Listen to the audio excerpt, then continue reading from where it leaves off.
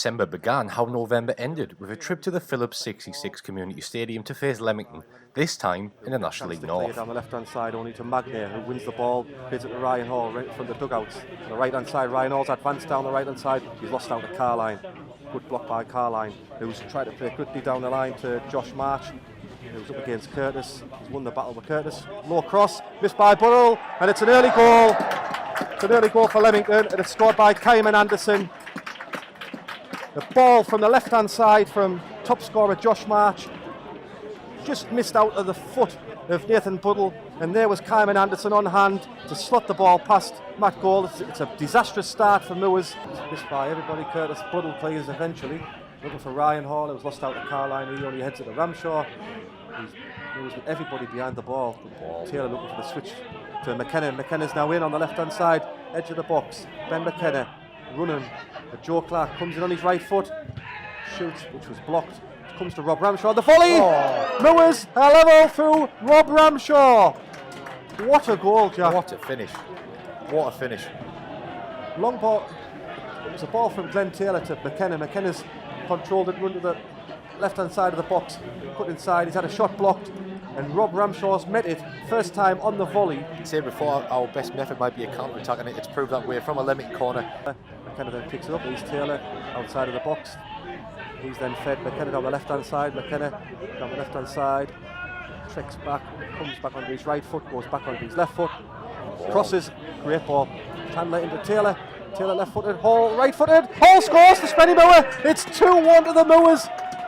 Fantastic goal by Ryan Hall. And Spennymoor now lead 2-1. Chandler from the corner. Ryan Hall's got a chance to hold it up. Here's the run of Rob Ramshaw down the right-hand side. Rob Ramshaw up against James Mace. Mace has come across. Ramshaw with a crossfield ball to Taylor. Fantastic ball. Taylor inside. Goes down. It's going to be a penalty to Lewis, and it is. There you go. You're back on. Taylor up against Weaver. And he's fired over the top. He's missed.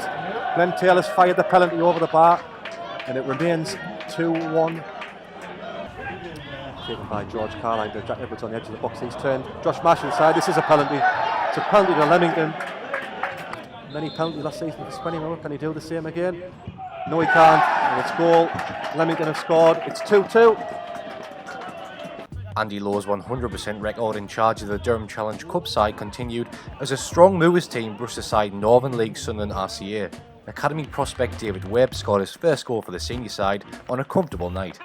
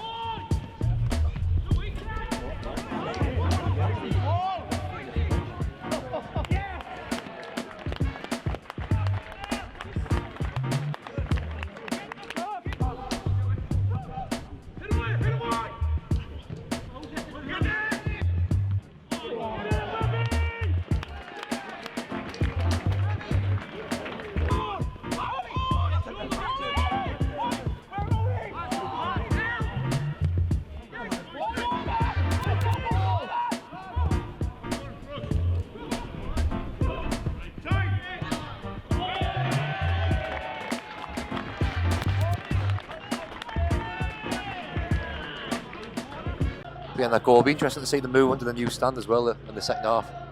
Earing, ball into the box this time. Taylor underneath it. Buddle, just wide of the left-hand post. He rose well, did Nathan Buddle.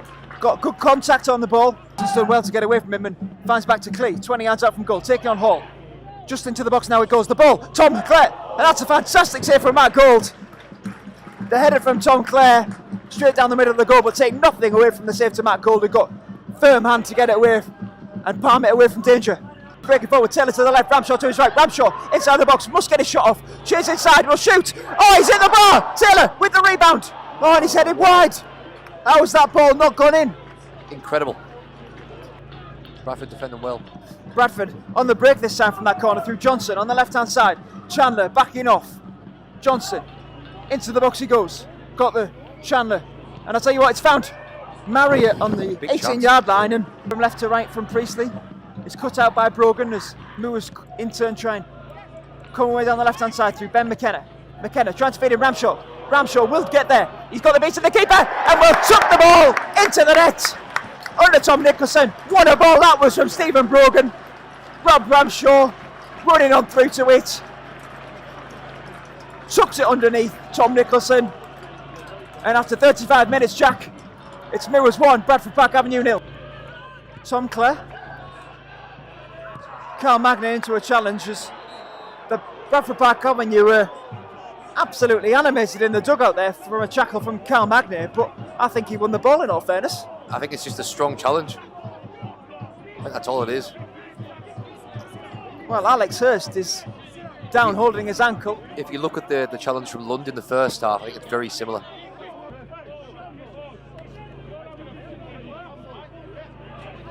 It's a yellow card, yeah, nothing more. I think the difference between Carl Magna's and Mitch Lund's tackle was Lund caught the man and Magna caught the ball, but looking to change that. Anderson playing a ball forward to Glenn Taylor, 18 yards out from goal. Anderson gets it back. Will have a shot, will he? No, it falls to Hall inside the box.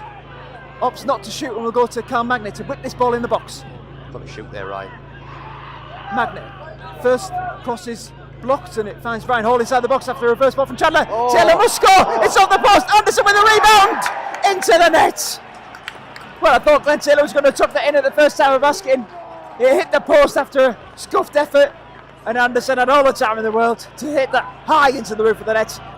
Bradford will resume play with a throw in right next to the corner flag on the far side.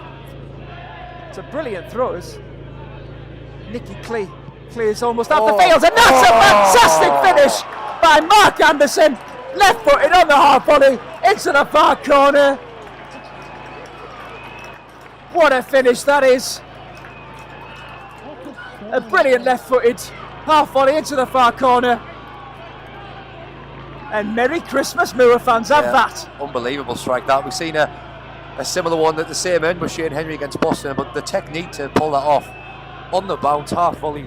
Yeah, I mean, you like to, that's all you got to do, you know what I mean? When you come on that, and, you know, everyone knows, most of the lads know what each other can do here, you know what I mean? You don't need to prove anything. When you get your chance to come on, you just got to make an impact, and you know, that's normally my game when I come on. You know, I've got to try and hopefully change the game or do something, and today I've done it, and yeah, we look forward to it all on Thursday. Here's Story into the centre circle for Wheatley. Yeah, it's a battle, really. He looks along the floor for Campbell. Spins away from Buddle, and he's up the edge of the area. This is really dangerous. He's got it on his left foot and he scores. That was far, far too easy. And Darlington lead at Potwell Meadows. Campbell's away to celebrate in front of the Spennymoor supporters behind that goal. Straight to Brogan, who carries the ball up the halfway line, looks for McKenna. What can he conjure? Up to the edge of the final third. He's trying to get away from Headley, but I think that's going to spin out for a throw-in. No, he's kept it in. And then he's bamboozled. Two Darlow defenders. Brilliant for McKenna. He's inside the penalty area. Cross comes in! Taylor scores! 1-1. Glenn Taylor. It's brilliant for McKenna, by the way. He's gone past 3 Darlow shirts. Got to the byline. Ball into the 6-yard box. And Glenn Taylor nods in off the inside of the post. His deep ball into the penalty area. Darlington have a back in a dangerous position again on the edge. Roberts having to battle with Thompson. Thompson's ball into the box. It's bounced. Man's gone down. No. Penalty. I think it was Buddle who gave it away on Reid, who just went down under. Reid's just kind of collapsed. I have no idea how he's gone down, but he has gone down, and it's a penalty. The referee's a lot closer than we are. He's stepping up again against Matt Gould. Right-footed. Oh! It's in. Gould got 2 hands on it. It was blasted with power down the middle. Couldn't keep it out. Fair play to even Thompson, it was unstoppable that. And it's Darlington 2, Spennymoor 1. There was no time to dwell on that defeat at Darlington with a home clash with Gateshead just 48 hours later. Jason Ainsley made a host of changes, but it proved to be a disappointing ending to 2019. But good defend from Nicholson to win the ball back in the Moors half. Greg Ollie breaking forward now, 20 yards out from goal. Will play in. Inside the penalty area, he's brought down by Jacobs, and it will be a penalty to Gateshead. Every player is on the 18-yard line. No encroachment here. Scott Barrow, whistle blown. Will score! High into the left side of the net. Matt Gould went the wrong way. And Gateshead take the lead here in the 6th minute.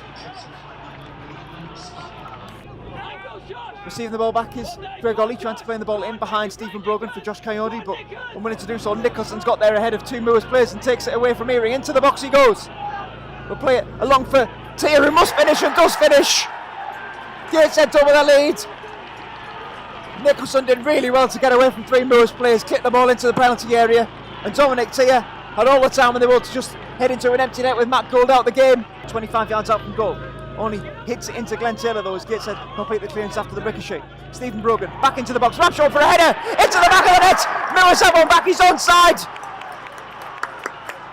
Fantastic ball in from Stephen Brogan again. Said he's an outlet all afternoon. He's proven me right there. And what a header that is from Rob Ramshaw. Got in behind the defence. Brogan standing over this one. Will be an in-swinger, left-footed. Referee blows his whistle. Into the box it goes. Headed away by Nelson, only as far as Anderson. Anderson can find Chris Mason on the turn, tries to shoot, falls to feet James Roberts, who will get a second bite of the cherry, and it's looped off the bar, must be put in, it's not out, on the touchline, it's headed back towards Rob Ramshaw. Calamity in the penalty area, Rob Ramshaw's gone down, falls to the feet of Mark Anderson, who tries to clip it in now. Glenn Taylor heads away. Oh my God. Second half, starting the same vein as the first. James Roberts releases Jamie Chandler. Ball back into the penalty area. James Curtis underneath this one. Falls to Mark Anderson on the byline rule. Put that ball powerfully into the penalty area. Off Chris Mason.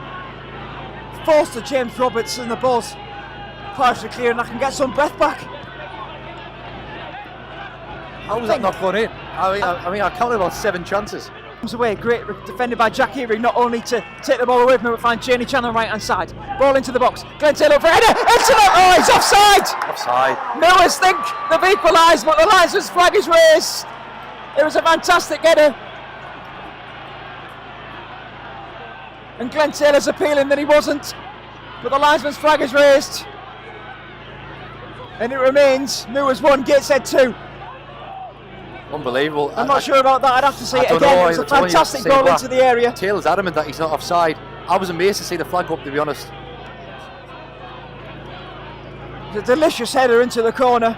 Sees the ball nicked away from him by Greg Ollie as Gateshead come away down the left hand side now through Josh Coyote.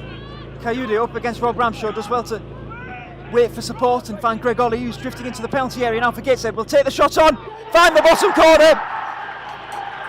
Makes a Gateshead 3, Moors 1 here at the Brewery Field. That's a sucker punch, that. It's a massive sucker punch. Gateshead haven't been in the game in the past 15 minutes. It's a fantastic finish from Greg Ollie, in all honesty, into the far corner. I think they've seen a lot of effort. I think they've seen a lot of commitment here, and it wasn't for the one to try, especially second half. Like I said, but you can't give teams 3 goals and expect to win football matches. Obviously a disappointing way to end 2019 with back-to-back defeats, but if you look back at the past 12 months overall, it's been a year of progression and memorable moments on and off the pitch. Brilliant, see the ground again today, and the comments it gets. It's been a very good year, overall. Like you said, you always remember the last game, though. That's a problem. And we've had 2 disappointing defeats. Do I think we deserve to lose both games? No, I don't. But sometimes, you don't get what you deserve, and we've got to go again. We've got to stop feeling sorry for ourselves. You don't get too carried away when you go 14 unbeaten. And you don't get carried away like we didn't at the start of the season when we hadn't won a game in 5. So we'll regroup. We've got a good group in there who are hurting. Well, like I said, it wasn't for the one to try today. It wasn't. I think big decisions have cost us. Those 2 defeats over the Christmas period saw Moors fall to 7th as 2019 concluded.